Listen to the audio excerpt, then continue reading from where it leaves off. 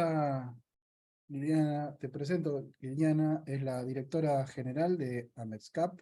AMEXCAP es la Asociación Mexicana de Capital Privado. Es la asociación que reúne a los inversores y fondos de inversión en México. Entonces, siendo México un centro tan importante del capital emprendedor en la región, me interesaría, primero que nada, para romper el hielo, que nos digas ¿cómo caracterizas el momento actual de la inversión en capital de emprendimientos en la región? ¿Y cómo eso está afectado por el cambio de contexto económico general? Pues antes que nada, pues agradecerles la invitación. Veo que es un público nutrido y la verdad también me da mucho gusto ahora estar de este lado. Yo he tenido una cercanía con Proden desde hace tiempo y la verdad me parece que este programa es muy importante pues para formar a nuevos profesionistas y a quienes quieran estar en este mundo que es muy interesante y pues a pesar de los altas y bajas que puede haber, pues con una tendencia muy clara de crecimiento. Entonces, bueno, pues agradecerles, ya me presentaron Liliana Reyes.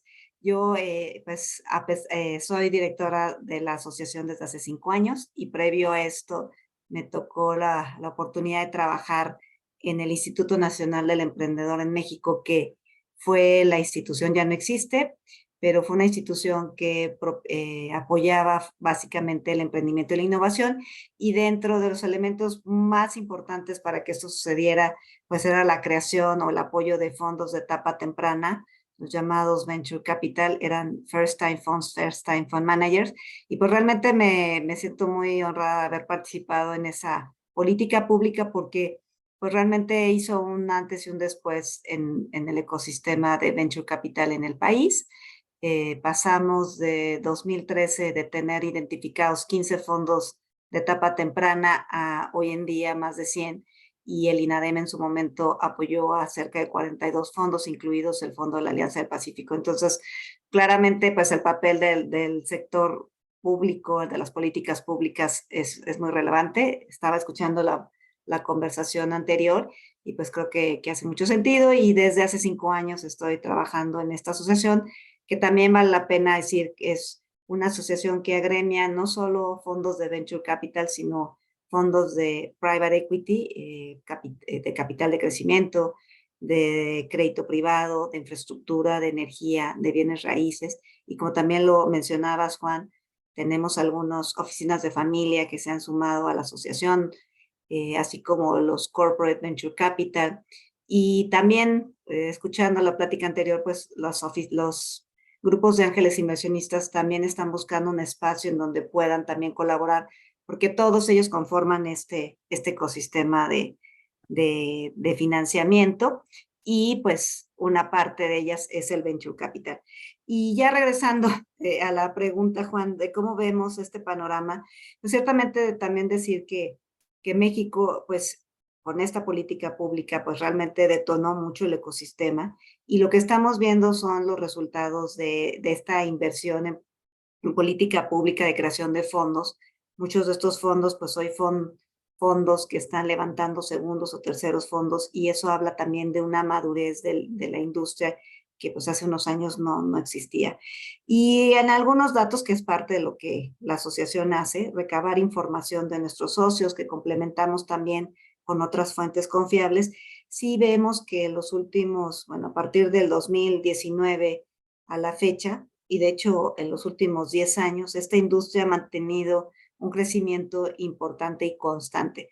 2021 sí fue un año para México y para toda la región excepcional en términos de inversión en startup. En el caso de México pasamos por ejemplo, de 2019 a poquito menos de $1 millón, o sea, a cerca de 3.415 millones de dólares en el 2021, y esta cifra al 2022, de acuerdo a nuestros datos, pasa a 1.898. Entonces, es un año atípico en donde muchos fondos globales participaron en rondas subsecuentes en empresas. Es el año en donde en México y en varios países de la región nacen los llamados unicornios, y es ahí donde vemos este efecto de grandes inversiones. Y si bien, como decía, en 2022 vemos una reducción, estamos comparando 2020 con 968 millones a 2022, 1,898. Entonces, sí vemos que hay este crecimiento. Y bueno, pues sí vemos que también el 2022 pues es un año en el que a lo mejor ya no tenemos esta gran participación de los fondos globales, pero realmente sí estamos viendo que, pues que sigue este crecimiento. Y bueno, pues también se mencionaba ya que pues ante una baja de tasa de interés, pues el venture capital se vuelve pues un sector, un asset class interesante para los inversionistas, y que también puede compensar variabilidades en tipos de cambio. Entonces creo que sí, este es un sector donde sí seguimos viendo dinamismo, ¿no? Ok, y estas buenas noticias, digamos, de la recuperación, digamos, después de un 2022 de caída, cierta recuperación en el 2023, y esta evolución que nos contás, ¿vos ves que es pareja en toda América Latina o van a distintos ritmos y hay distintos mercados con distintos niveles de maduración de esta industria?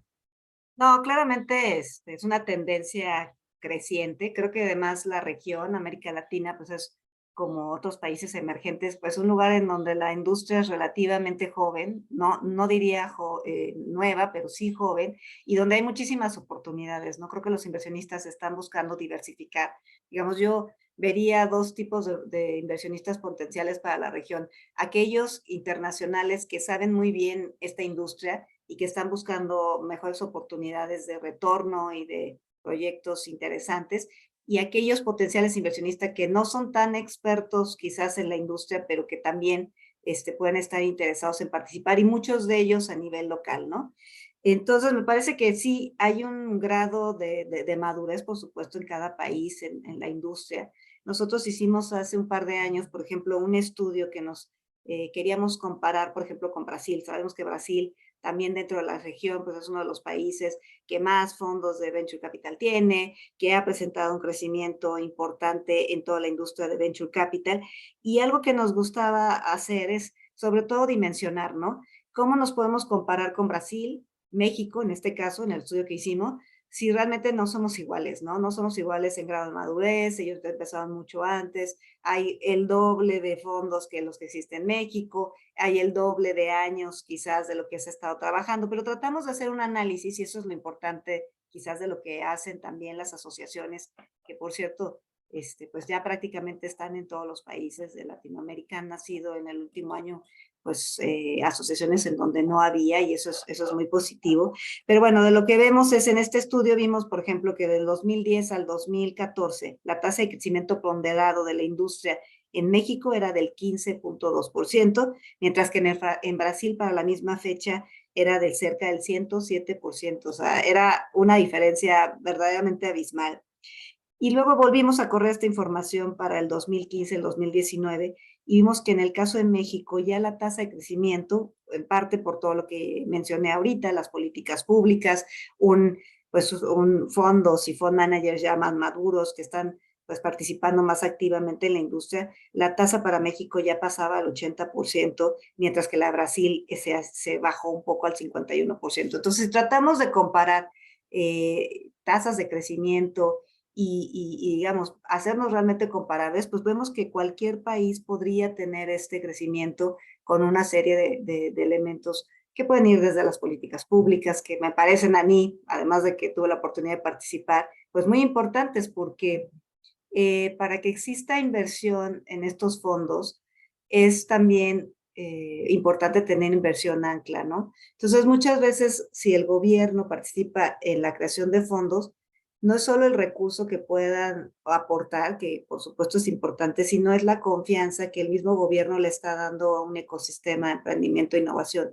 Y eso fue lo que sucedió, por ejemplo, en el caso de México, en donde sí, en ese periodo más o menos de 2013 al 2017, pues sí hubo un incremento importante de fondos creados en parte por el apoyo que se dio como inversionista del gobierno, pero también porque otros inversionistas entonces sí dijeron, queremos ir, no queremos apostar igual, si el gobierno está detrás, nosotros también podemos compartir ese riesgo, ¿no? Entonces creo que sí hay disparidades, por supuesto, las cifras están ahí, pero creo que todos los países tienen esta oportunidad de desarrollar pues el talento que existe en cada uno de los países, que hay muchas necesidades muy parecidas y eso significa que hay muchas oportunidades para desarrollar modelos de negocio, productos o servicios que faciliten la vida de las personas, que tengan un impacto no solo económico, sino también social, ambiental, que también es un tema que ahora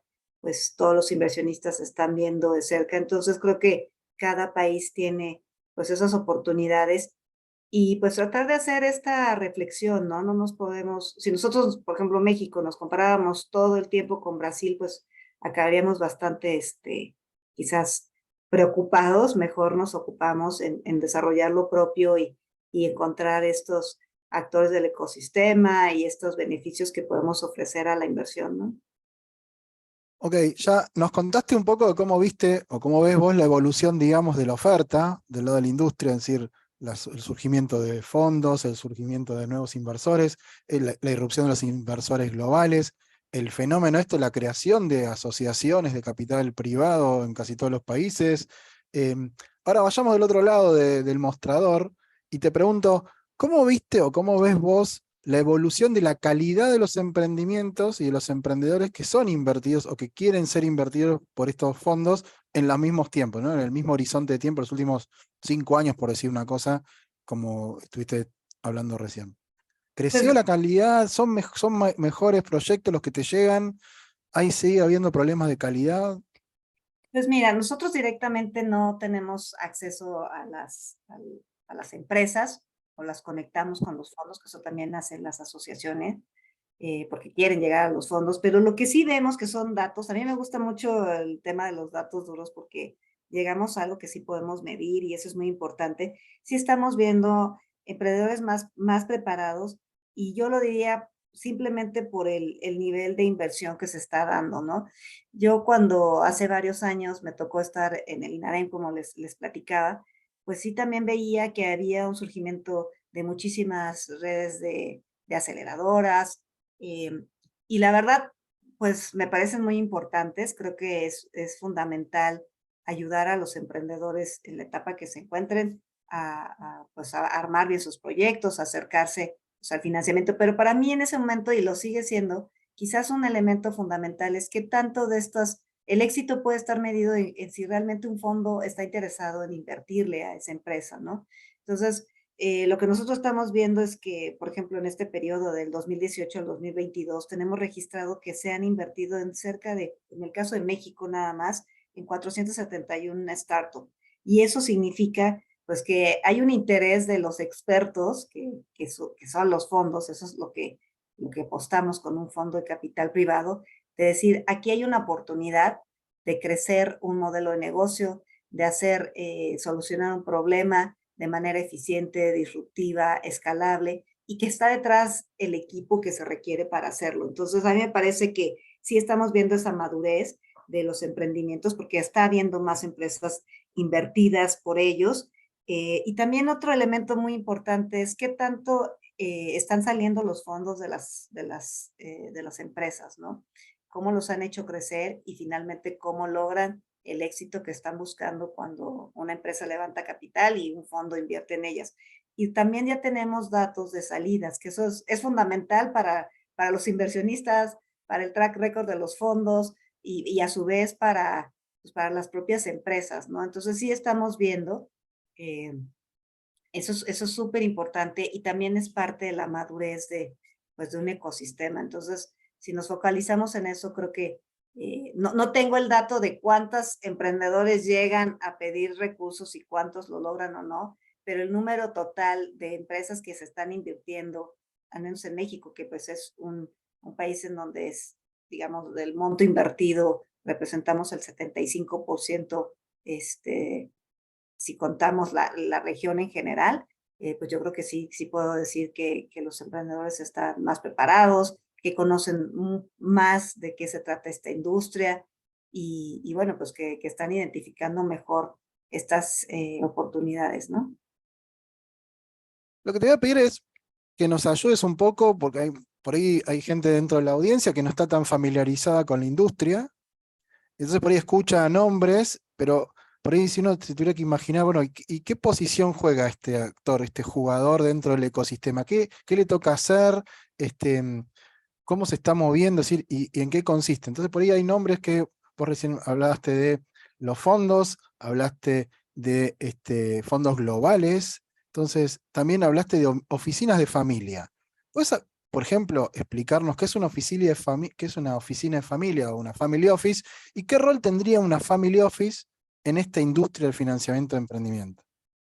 Pues básicamente las oficinas de familia son las entidades, digamos, que administran las fortunas familiares, pues en este caso en México, en cualquier parte, ¿no? Derivado de un negocio, pues muy importante, la fortuna para los miembros de la familia se administran, pueden tener varias funciones, desde los gastos en general de todos los miembros de esa familia que la conforma, pero cada vez más estos recursos pues se quieren aprovechar de una manera quizás diferente a lo que se había estado haciendo tradicionalmente, porque eso es algo también que está pasando. Nosotros hicimos un estudio hace un par de años de cómo se comportan las oficinas de familia, qué tipo de actividades le realizan a los miembros de la familia, etcétera. Y cada vez más estábamos viendo que ellos también ya empiezan a utilizar esos recursos para invertir de manera profesional en diferentes cosas, ¿no? Una de esos sectores en donde puede invertir pues, es el capital privado o el venture capital, porque bueno, las oficinas de familia invierten tanto en bienes raíces, en infraestructura, en empresas medianas, pero cada vez estamos viendo que las nuevas generaciones de esas familias sí quieren invertir, ya no tanto en filantropía, por ejemplo, sino en proyectos productivos que tengan quizás estos contenidos de mejorar la vida de las personas, de mejorar el medio ambiente. Entonces viene como este cambio generacional y entonces estas oficinas se vuelven cada vez, porque eso es una tendencia, más profesionalizadas para realmente volverse una especie de administradores de recursos para inversión. No todas lo hacen, lo están haciendo cada vez más porque ven la relevancia de entrarle a esta industria de capital privado. Entonces, las oficinas de familia invierten directamente, o sea, lo hacen de dos formas, son fundamentales porque realmente ellos ya tienen los recursos que los fondos muchas veces están buscando para poder invertir a las empresas. Digamos que estamos en la capa en donde el recurso ya está disponible y donde pueden invertirlo tanto directamente en las startups como a través de los fondos, ¿no? Entonces tienen este doble papel y pues es fundamental porque pues, los recursos ya están ahí. Y también creo que es fundamental porque las oficinas de familia, por un lado, la fortuna que crearon, pues en este caso las oficinas de familia mexicanas, pues van a estar interesadas en seguir invirtiendo en un país en donde pues es el origen de la riqueza que generaron, pero también tienen que diversificar su inversión. Entonces a mí me parece que son actores que a nivel regional pueden mover bastante la aguja.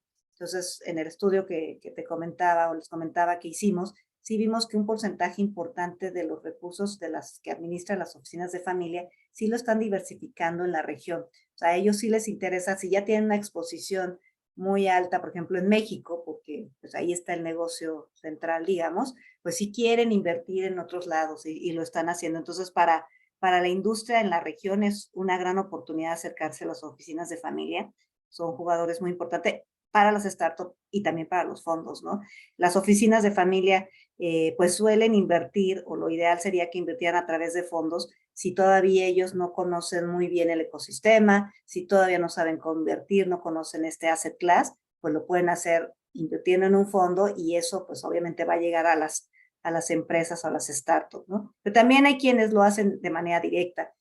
Muchas veces si la empresa es una empresa, por ejemplo, del sector automotriz, de la oficina de familia, por ejemplo, pues seguramente será más fácil que una startup que tenga este sector como clave en su propuesta de valor, pues que se acerque porque le puede ser mucho más sentido, ¿no? Ok, y otro, bueno, estuvimos hablando ya con Colin Mason bastante de inversores ángeles, entonces te pregunto a vos, en el caso de México, en el caso de la región, ¿cómo ves que es el rol que tienen que jugar estos inversores ángeles o están jugando estos inversores ángeles en la industria? Pues me parece que es fundamental, ya decían, ¿no? Las abejitas. Creo que sí, porque además tienen una capacidad de detonar también el tema de la cultura. En algún momento también nosotros hicimos algún estudio sobre ángeles inversionistas y varía muchísimo de país a país y de región, ¿no? Hay ángeles inversionistas que realmente van a invertir o empezar a estar en esta industria por el gusto de hacerlo, por la empatía que tienen con un sector en particular. Creo que el tema de la innovación, creo que es muy atractivo para cualquier persona, y como que los ángeles inversionistas se han acercado bastante en esto. Y también tienen esta capacidad de llevar esta cultura de inversión a más regiones de nuestros países, ¿no? No sé el detalle de todos los países, pero por lo menos en México la actividad de inversión está muy concentrada en las grandes ciudades, ¿no? Pero vemos que hay estados del país, y sé que también pasa en Colombia, en Perú, en Argentina, etcétera, donde hay personas con este potencial de ingreso que podrían estar interesadas en participar y convertirse en ángeles inversionistas. Entonces me parece que haciendo este símil de las abejitas, pues sí son fundamentales. Creo que se puede crear mucha más esta cultura de inversión, porque sí te tiene que interesar no solo el retorno que te pueda dar una inversión, sino todo lo que está detrás de apoyar el talento, la innovación, y creo que se puede volver hasta algo pues interesante, atractivo, por el simple hecho de hacerlo, ¿no? Entonces, me parece que son fundamentales. Cada vez he visto más redes de ángeles que están interesados pues en acercarse a esta industria, entonces creo que para las empresas es muy importante, y pues es como que relativamente fácil atraerlos. Suelen ser gente que está pues como con estas ganas de ayudar, de entender, de conocer, entonces creo que en cualquier política pública los tenemos que tener en el radar para acercarlos a todo lo que estemos haciendo, ¿no? Ok, y otro actor que, bueno, crecientemente o en los últimos años fue ganando participación en la industria son las corporaciones, ¿no? Digo, ¿cuál es Sí. el rol que juegan las corporaciones en la industria de Venture Capital y cuál es el rol que pueden llegar a jugar? A mí me parece fundamental. Para mí es un sector que también pues es relativamente joven, diría. O sea, creo que los corporativos, con toda la experiencia que tienen, con todos los recursos disponibles, es como un jugador muy curioso en el sentido de que ellos ya tienen los recursos. Ellos tampoco buscan inversionistas para hacer estas inversiones. Ellos tienen este recurso. Y las corporaciones están haciendo áreas especializadas para dos cosas principalmente: para traer innovación a su core business, a través de invertir en startups que están solucionando problemas más fácilmente quizás que lo que ellos lo pudieran hacer, o más ágilmente, y también para invertir en sectores diversos complementarios. Entonces, sí estamos viendo un crecimiento muy interesante de estas áreas de los corporativos. Estamos viendo cómo se están profesionalizando, cómo están cambiando de ser estas áreas de fusiones y adquisiciones que tienen una lógica muy diferente, a hacer estas áreas de corporate venture capital, en donde están buscando realmente hacer sinergias con el emprendedor, ayudarlo a crecer, invertir, obviamente para un beneficio de mejorar algún tema tecnológico o alguna solución. Pero yo creo que la manera en que se relacionen es muy importante, o sea, muy virtuosa. Y para las startups es fabuloso. Imagínate que tú, no sé, estamos hablando de Bimbo, una empresa que hace alimentos, y tú eres una startup que quiere o que tiene un producto muy innovador en esta área de food tech, por ejemplo, ¿no? Y te invierte Bimbo para el desarrollo de un proyecto. Imagínate cuando te invierta y el proyecto sea exitoso, tienes todos los canales de distribución con este aliado para que tu proyecto pueda ser mucho más exitoso, ¿no? Entonces creo que tiene muchos elementos que hacen muchísimo sentido, y esto apenas está comenzando, ¿no? Creo que lo que nosotros estamos viendo es que cada vez más los corporativos están interesados en conocer, les cuesta trabajo acercarse a las startups. Es muy curioso porque digamos que no es su ámbito natural, y cada vez más están haciendo estas áreas especializadas. Entonces, yo creo que también es un jugador fundamental para el ecosistema de emprendimiento e innovación. Ok, ya mencionamos algunos jugadores destacados, por ahí me gustaría preguntarte alguna reflexión sobre los fondos globales que han tenido una irrupción muy importante durante un par de años y después se retiraron y vienen por oleadas. Bueno, ¿qué rol jugarían o qué rol jugaron en aquel momento los fondos del exterior y qué rol juegan o deberían jugar en esta industria? Pues mira, en el caso de las rondas subsecuentes, pues fue muy importante la participación y seguirá siendo de los fondos globales.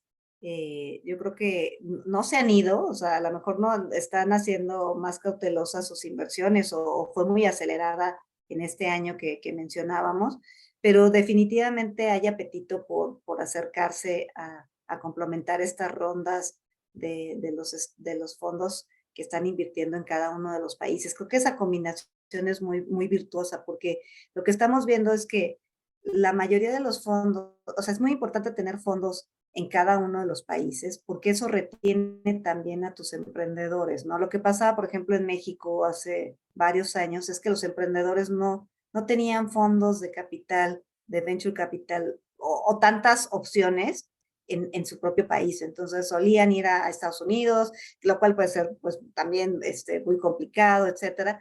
Cuando hay esta política pública, vienen los fondos que están aquí en México, que conocen la dinámica, que te conocen mejor a ti y te pueden ayudar. También para el Fondo Global es muy importante porque tienes un aliado que te está validando ya un modelo de negocio, el escalamiento de un proyecto y también las capacidades de un equipo que es fundamental para hacer exitosa una empresa. Entonces yo sí veo que estos jugadores seguirán. De hecho, hay muchos que cada vez están abriendo oficinas en cada uno de los países porque también entienden el valor de estar cerca. Entonces yo no lo vería como algo que vinieron y se fueron, sino al contrario, yo cada vez estoy viendo más que los fondos de este tipo están teniendo oficinas regionales. Todavía no estamos viendo que están en todos nuestros países, a lo mejor han decidido en algunos casos estar en Colombia o en algunos estar en Chile o en México, pero atendiendo a la región, que eso es importante, y en la medida que vean que hay mayor madurez y más actividad en cada uno de los países, pues seguramente estarán presentes ahí también, ¿no? Buenísimo. Y ahora te llevo a pensar hacia adelante, ¿no? ¿Cuáles son los principales retos o desafíos que ves en la industria para que se llegue a un juego más virtuoso, digamos, a nivel de la región? Es decir, ¿qué es lo que falta o cuáles son los pending issues, los temas pendientes, digamos, de la industria capital emprendedora a nivel regional? Pues mira, desde la perspectiva de capital, que es fundamental para que las empresas puedan crecer, sin capital los startups pues no pueden apostar a sus modelos y a sus emprendimientos, es los inversionistas, Juan. La verdad es que algo fundamental es que siga habiendo inversionistas institucionales activos en la región. eh, y ahí tenemos a los multilaterales que siempre con esta labor de desarrollo han estado presentes, la CAF, el BID, el Banco Mundial a través de IFC, del BID Lab, del BID Invest. Entonces creo que su apuesta sigue siendo incluso mucho más agresiva en desarrollar a nivel ya no de los países más grandes, sino de los que todavía están en ese proceso. Entonces creo que ahí hay una super oportunidad, pero también queremos que los fondos de pensiones, los endowments, los fondos de pensiones estatales de cada uno de los países, por ejemplo, participen más activamente en esta industria, porque solo así vamos a poder tener los recursos para apoyar este talento que sí estamos viendo que está presente. Yo no dudaría que seguimos viendo estas capacidades en los emprendedores y esta preparación, pero los inversionistas. Entonces te diría, para nosotros es crear más inversionistas institucionales activos. En México las AFORES han sido activas, pero mucho más enfocadas a sectores más seguros, tipo real estate, infraestructura, etcétera. Pero creo que los casos de éxito nos ayudan a traer esta atención de decir, imagínate un fondo de pensiones, yo siempre pienso, el del caso, por ejemplo, de Kavak, ¿no? El fondo que le invirtió mexicano su primer $1,000,000, pues siguió invirtiéndole hasta un momento en que ya no tenía pues el tamaño ni los tickets que necesitaba esta empresa. Vienen otros jugadores globales a acompañar el crecimiento de Cava, que hoy, hasta donde yo me quedé, valía $8,000,000,000, pero yo siempre pienso, ¿y por qué las Afores se quedaron fuera de esta oportunidad, no? Vamos a ver las salidas y demás, pero creo que sí estamos llegando a un punto en que las AFORES, los fondos de pensiones pueden participar, las aseguradoras me parece que también son actores que suelen ser bastante tradicionales en sus inversiones y que aquí pueden encontrar una oportunidad también. Y lo que ya habíamos mencionado, aunque son muy importantes los corporativos, los CVCs, los ángeles inversionistas, todavía creo que falta mucho para desarrollar esto y que sí de veras se llene toda esta cadena de financiamiento para completar la etapa que cada uno le corresponde, ¿no? Un ángel inversionista quizás no puede dar el valor que puede dar un fondo, porque los fondos son instrumentos especializados que se dedican todo el tiempo a buscar empresas, todo el tiempo en hacer el proceso de inversión, todo el tiempo en ayudarlas a crecer. Las oficinas de familia no lo van a hacer, o los ángeles inversionistas tampoco tienen este nivel de tiempo quizás comprometido para hacerlo. Entonces, todos estos actores son importantes y todavía veo yo que hay mucha oportunidad de crecimiento y sobre todo de capacitación. Me parece que nos hemos enfocado mucho a la capacitación de los emprendedores. Ya me preguntabas, oye, ¿sientes que los emprendedores están bien preparados? Creo que ellos han hecho su tarea. Hay de todo, ¿no? O sea, los emprendedores hay buenos, otros más buenos, unos que aprenden más rápido, etcétera. Pero también en la parte inversionista nos falta mucho traer quizás a estos foros y a otros talleres, a estas áreas de las aseguradoras, a estas áreas de las AFORES, a estas redes de ángeles que conozcan un poco más. Creo que los ángeles nacen con ese ADN, pero hay otros que todavía no están presentes y yo creo que ese es el reto para que este ecosistema siga creciendo, ¿no? Ok, y tengo ahora una pregunta mía y pues ya empiezo a trasladarte algunas preguntas de la audiencia. Toda esta evolución que vimos y estos desafíos refieren a aquellos emprendimientos dinámicos que son, digamos, susceptibles de ser invertidos por el capital emprendedor o que son atractivos para el capital emprendedor. Pero, ¿cómo ves vos la evolución de la fuente de financiamiento para aquellos emprendimientos que son dinámicos, que generan empleo, sobre todo en espacios locales, pero que no son atractivos para el venture capital? Digo, Pues mira, ahí algo que estamos viendo, que es digamos, una estrategia de financiamiento relativamente pues, nueva, es el crédito privado. No todas las empresas están listas para recibir rondas subsecuentes de capital y no necesariamente a la velocidad que lo necesitan. Entonces, el crédito privado, que es una especie de cuasi capital o mezanín, y que se adapta a las necesidades de cada empresa por su tamaño, por su sector, y también que son bastante ágiles y muy flexibles a cada una de las empresas. Está creciendo muchísimo. Nosotros ya tenemos fondos de Venture Debt, por ejemplo, que están más enfocados a esta parte como de un cuasi capital. Y creo que esa también es una opción que debemos explorar, ¿no? Todos los fondos están poniendo sus apuestas a lo mejor en algunos emprendimientos, que no se quede nadie sin la posibilidad de tener estos recursos para poder seguir creciendo. Y estoy hablando de empresas que no han sido invertidas y también de las que están invertidas, pero que a lo mejor en esta necesidad de recursos más acelerado, pues a lo mejor el fondo, el VC tampoco es una solución en ese momento. Entonces, me parece que hay que sumar a la ecuación a esta posibilidad de inversión de crédito privado, que, pues que es una opción bastante viable, yo diría, para apoyar pues a las empresas, a los emprendimientos, ¿no? por ahí nos podrías clarificar el concepto con algún ejemplo para que se entienda. Es decir, serían inversores privados, pero que en lugar de tomar acciones es una deuda, ¿no? No, sí toman acciones, pero la orden de prelación es diferente. O sea, no es propiamente accionario, sino es un intermedio, es un crédito mezanín de alguna manera. Sí tienen prelación en el pago de los recursos, pero no van al mismo riesgo que el venture capital, ¿no? Y sí son fondos estructurados en un vehículo muy parecido al de venture capital, pero que están pensando en que pues es un aporte de capital más como una mezcla de crédito y de capital, ¿no? Esa es básicamente una definición así un poco técnica, pero más general, y que están creándose muchos fondos. Yo creo que el tema de este gap de financiamiento que no cubre la banca tradicional, ni tampoco los fondos de private equity o de venture capital, el crédito privado sí lo está haciendo, ¿no? De hecho, nosotros tenemos ahí algunas referencias que podemos compartirles, pero sí es una estrategia que ha crecido bastante, quizás más que otras, aún cerca del 44% anual en los últimos 2 años en el caso de México, y que ha levantado más de 3.800 millones y invertido en 76 diferentes empresas, ¿no?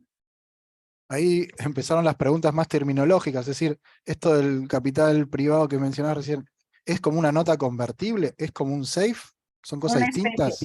es una especie de nota convertible, pero pues con un esquema muy flexible de cómo puedes invertir en esa empresa, en plazos, en tiempos, en tasas, pero sí es un instrumento relativamente novedoso y que los fondos están viendo. De hecho, hay fondos que hacen tanto venture como venture debt, ¿no? O como capital de crecimiento y crédito privado también, ¿no?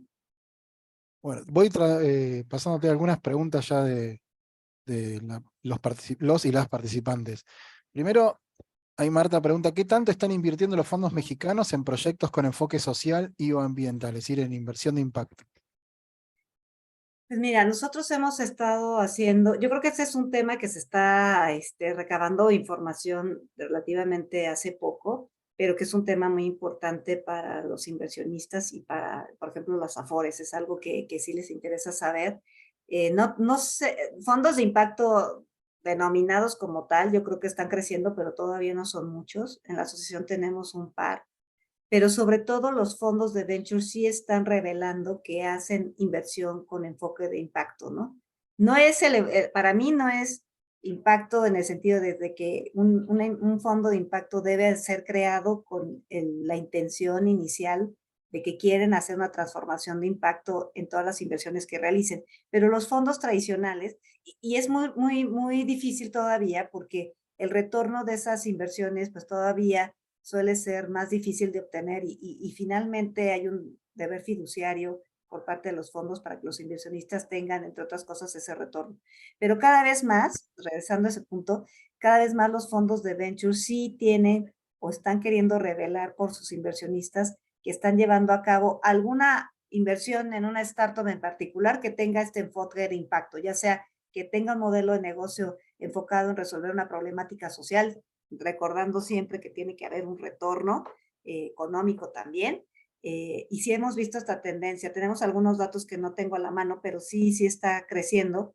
Y sobre todo, lo que sí diría que es un must para todos los fondos y para todos los inversionistas es revelar el tema de el impacto ambiental, social y el tema de la gobernanza, los llamados ASG.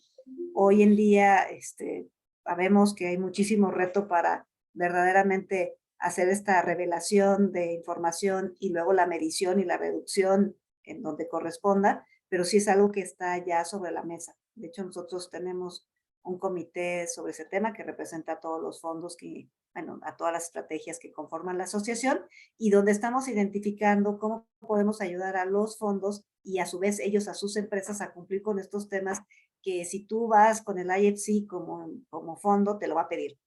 Y evidentemente un fondo que tenga recursos de un organismo multilateral le va a reflejar, le va a pedir esa información a las empresas. Entonces creo que un reto bien importante para los que hacen política pública, los que están en una aceleradora, o sea, prácticamente para todo el ecosistema, es entender bien esto que significa, cómo hay que medirlo, cómo hay que abordarlo, prepararse, porque es un tema complejo y que todavía hay mucho que trabajar, ¿no? Ok, me quedan 2 minutos, tengo 2 preguntas de Sebastián. Primera pregunta es si tiene estadísticas sobre inversiones de fondos mexicanos en el Cono Sur, por ejemplo. Si están abiertos a ese tipo de inversiones y si tenés alguna estadística que puedas compartir. O sea, inversiones otra vez, de fondos Fondos mexicanos. mexicanos en países del Cono Sur, por ejemplo. Sí tenemos, no las tengo a la mano, pero se las puedo compartir, porque sí hemos hecho un ejercicio de saber qué tantos fondos, y eso sí está sucediendo, fondos socios nuestros están invirtiendo en otros países. Les diría que lo que yo tengo en la mente es sobre todo Colombia y Chile, donde sí hemos visto nuestros fondos activos en esa región, y los datos que tengamos se los compartimos a través de ustedes posteriormente. Bueno, y la última pregunta es, ¿cómo crees que ha aportado en el caso de México, a la cuestión, a masificar la cultura emprendedora y la cultura esta de inversión, el hecho de que ahora en la televisión mexicana parecería estén programas del tipo Shark Tank y esos que recién también Colin hablaba al respecto. ¿Vos crees que tiene algún efecto positivo sobre la inversión, sobre la cultura de inversión? O, como dijo Colin, es más, no es tan realista? Yo opino eso. La verdad es que creo que hay otras acciones como con mucho más impacto y no sé, a mí me gusta más todo lo que está sucediendo alrededor y entonces creo que soy de la misma opinión. Buenísimo. Liliana, la verdad que muchísimas gracias por el tiempo, por los conceptos. Ahí veo que en el chat siguen intercambiando cuestiones más técnicas acerca de esto del Venture Debt. Parece que Yo quedó como... les mando, hicimos un estudio, les voy a mandar, también les voy a compartir a través de ustedes, Hugo, Juan, esa información, porque sí, no se conoce tanto, entonces tenemos un documento que hicimos y con muchísimo gusto se los puedo compartir. Bueno, gracias. Será muy apreciado por algunos y algunas participantes que están bastante interesados en el tema. Liliana, te agradecemos un montón el tiempo. Te No, liberamos ya. muchísimas gracias. Gracias, Liliana. Muchas gracias. Que estén muy bien. Hasta luego. Adiós. Muchas gracias. Nosotros